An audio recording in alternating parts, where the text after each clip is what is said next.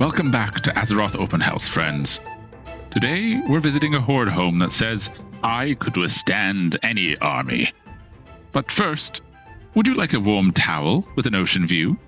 Here in Razorwind Shores, the water is clear, the vibes are surprisingly peaceful, and this house rises up like a coastal fortress that's seen things.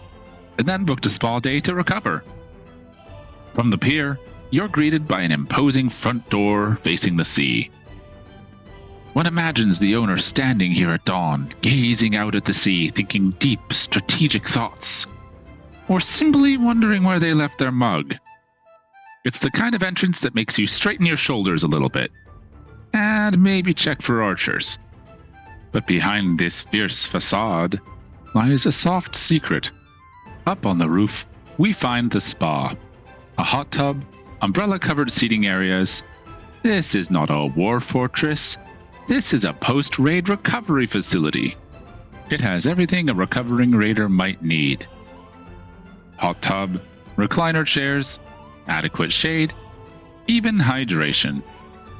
But there's more. The two towers either side of the door offer wonderful views of the beach paradise.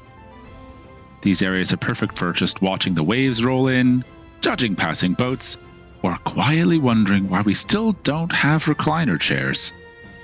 A fascinating structure, powerful, calm, moisturized.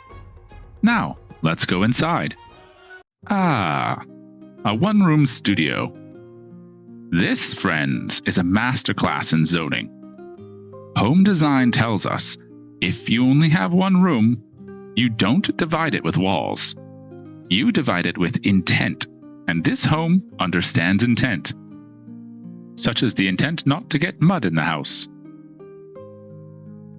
Right by the door, we have a screened-off writing desk, a quiet little nook perfect for journaling, correspondence, and writing angry letters to Blizzard that you will ultimately never send. On the other side of the door is the kitchen area, compact, efficient, and close enough that snacks are never more than 3 steps away. This is survival design. This is Horde ingenuity. Now over on the right side of the room, yes, a massive Horde throne, flanked by torches and crowned with the head of Onyxia. One does not simply own a throne like this. One curates it with intention, because sometimes you want to sip tea, and sometimes you want to sip tea on the bones of your enemies.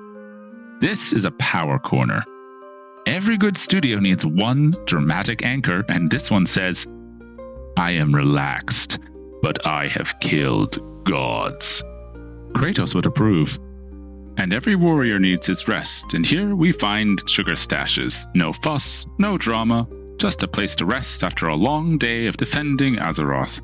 Directly across from the door, we find a lovely fireplace sitting area. Warm, welcoming, and ideally placed so the fire is visible from almost anywhere in the room. That's intentional. That's design.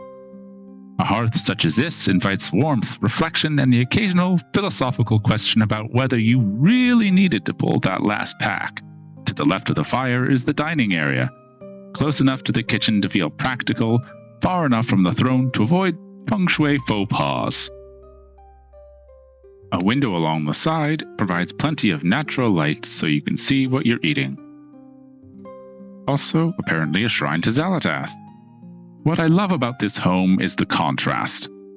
The outside, a fortress, a statement, a silhouette that says, Horde lives here. Inside is a calm, beautifully organized studio where every zone knows its purpose and respects its neighbors. This house proves that you don't need endless rooms to tell a story. You just need clarity, balance, and maybe one more dragon head to really tie the space together. A great balance between power and peace, grandeur and comfort, and the eternal struggle between one more raid and snack time. I'm glad you could join me on this episode of Azeroth Open House. Let me know in the comments, what was your favorite part of this home?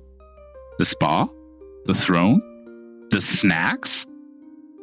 And if you'd like your home featured, or know someone whose house deserves a gentle, judgment-free tour, let me know. Until next time, take care of yourselves, take care of each other, and I'll see you in Azeroth, champions.